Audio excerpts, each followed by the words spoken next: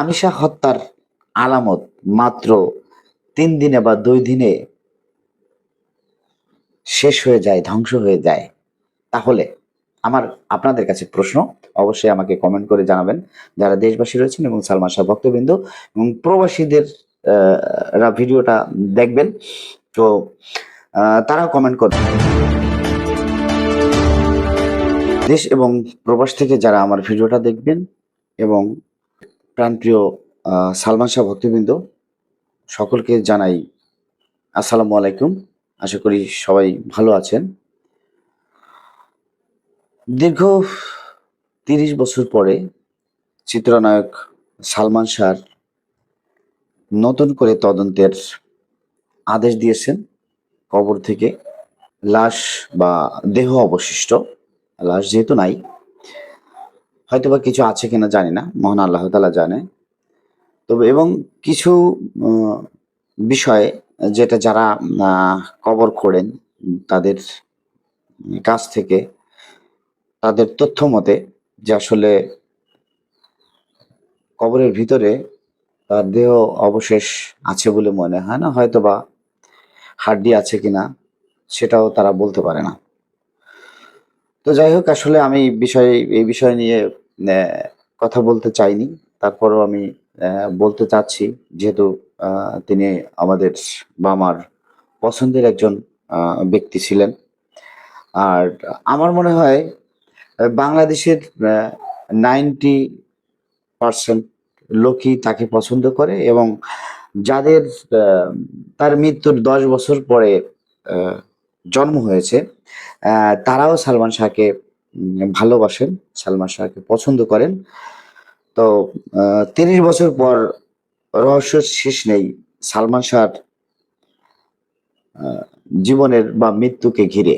জীবন বললে ভুল হবে। বাংলাদেশ চলচ্চিত্রের ইতিহাসের কিছু নাম কখনোই মোছা যায় না। তাদের মধ্যে অন্যতম হচ্ছেন আমাদের প্রিয় নায়ক, কিংবদন্তি সালমান শাহ। ১৯৯৬ সালে ৬ সেপ্টেম্বর তার মৃত্যু হয়। শুধু একটি পরিবার নয়, পুরো দেশের হৃদয়ে এক গভীর শূন্যতা তৈরি হয়। কিন্তু ৩ দশক পেরিয়ে গেলেও সেই মৃত্যুর প্রকৃত কারণ এবং প্রকৃত আহ, কোনো রহস্য আজও পর্যন্ত খুঁজে পায়নি বাংলাদেশ। তো এখানে আমি একটা কথা বলতে চাই যে যেখানে রামিসা হত্যার আলামত মাত্র ৩ দিনে বা ২ দিনে শেষ হয়ে যায়, ধ্বংস হয়ে যায়, তাহলে আমার আপনাদের কাছে প্রশ্ন, অবশ্যই আমাকে কমেন্ট করে জানাবেন যারা দেশবাসী রয়েছেন এবং সালমান শাহ ভক্তবৃন্দ এবং প্রবাসীদের রা ভিডিওটা দেখবেন।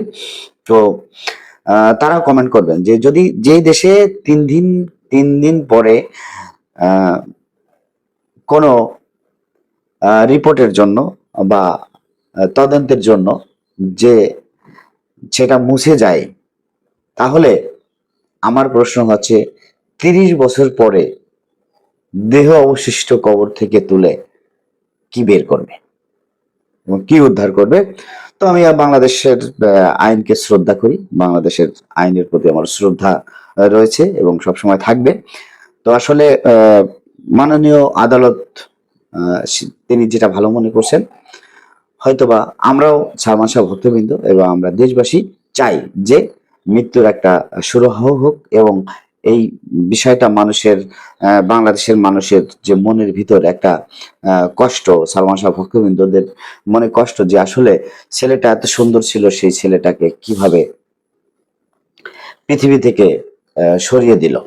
তো আমরা জানি যে আহ, অনেক দুঃখ কষ্টের মাঝে আহ, এই মামলা যারা পরিচালনা করেন এবং সালমান শাহ অনেক ভক্তবৃন্দ যেটা আসলে দীর্ঘদিন ধরে আহ, চেয়ে আসছেন, তাদের দাবি যে সালমান শাহকে মারা হয়েছে এবং সালমান শাহর কিছু কিছু বিষয়টা যেটা স্পষ্ট, উম, সেখান থেকে আসলে আমরা বা যারা তদন্ত অফিসার রয়েছে তাদের বিষয়টা আলাদা এবং বিগত সরকারের সময় যেসব তদন্ত দিয়েছে সেখানে কোনো সালমান শাহ ভক্তবৃন্দ এবং সালমান শাহর পরিবারের যেই তদন্ত সঠিক না, এটা কোনো সঠিক কোনো বিচার হয়নি।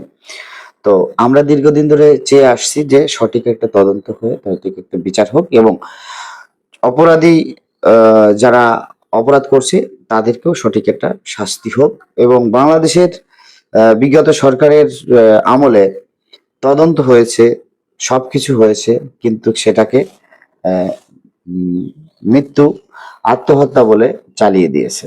তো সকলের দাবি, পরিবারের দাবি, সালমান শাহ ভক্তবৃন্দদের দাবি যে সালমান শাহকে মেরে ফেলা হয়েছে এবং সালমান শাহর মৃত্যুর আগে কারা দেখা করেছিল, কারা বাসায় এসেছিল, কার সাথে ফোনে কথা হয়েছিল এবং সেখানে যে আবুল রয়েছে, আহ, আবুল ছিল, তো তাকে পাওয়া যায়নি।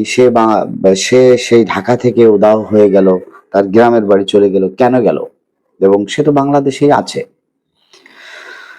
তো যাই হোক, আমরা অনেক কথাই আসলে আহ, জানা থাকে বা অজানা থাকে, সেটা সত্য কখনো অনেক সময় আহ, প্রকাশিত হয় না।